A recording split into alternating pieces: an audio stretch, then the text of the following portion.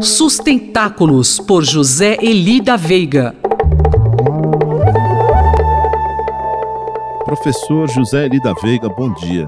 Com o que se viu até o momento em relação a este novo governo, é possível algum tipo de previsão para os próximos 4 anos sobre a questão da sustentabilidade? Pois é, não vai dar para continuar a tentar antever o que pode acontecer no quadriênio aí que se abre com as eleições presidenciais, porque está um zigue-zague muito fora do comum, né? Por exemplo, na última coluna nós comentamos que 2 coisas eram terríveis, né, como perspectiva, que era a briga com os países árabes por causa da história da capital, da embaixada brasileira mudar lá para Jerusalém, e também uma atitude em relação à China que era foi interpretada como hostil, né?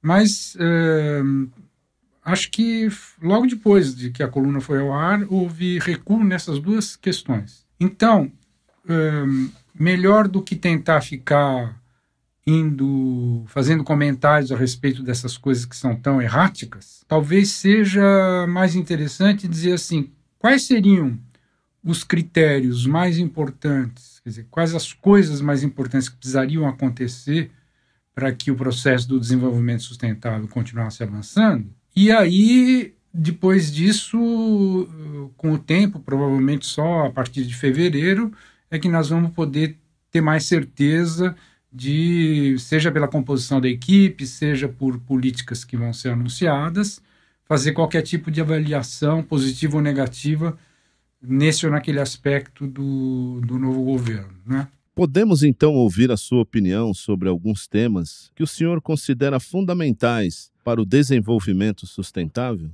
Eu vejo 3 questões centrais, assim. A primeira, evidentemente, é a reforma tributária.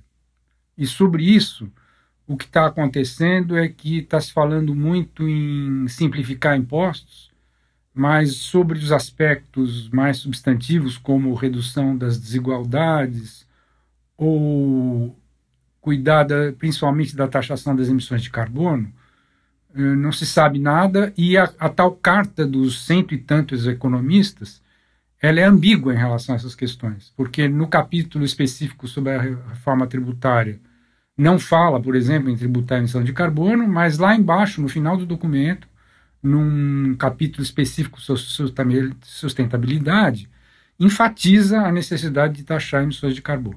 Bom, o segundo aspecto é a questão da transição energética. Sobre isso, não dá para falar nada, a não ser que tenha alguns sinais extremamente preocupantes, aí, como, por exemplo, essa ideia de que fazer tudo quanto é tipo de hidrelétrica possível, inclusive em terras indígenas. Isso seria um desastre, seria evidentemente o avesso do desenvolvimento sustentável.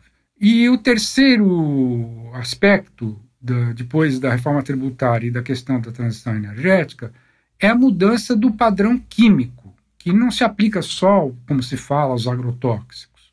É um problema muito mais sério, como a gente vem tratando quando fala dos desreguladores endócrinos, né? Sobre isso, o sinal foi aparentemente negativo, porque a escolha para o Ministério da Agricultura foi justamente de uma das pessoas que liderou a tal PL do veneno. Então, nesse terceiro tópico também as perspectivas são bem negativas.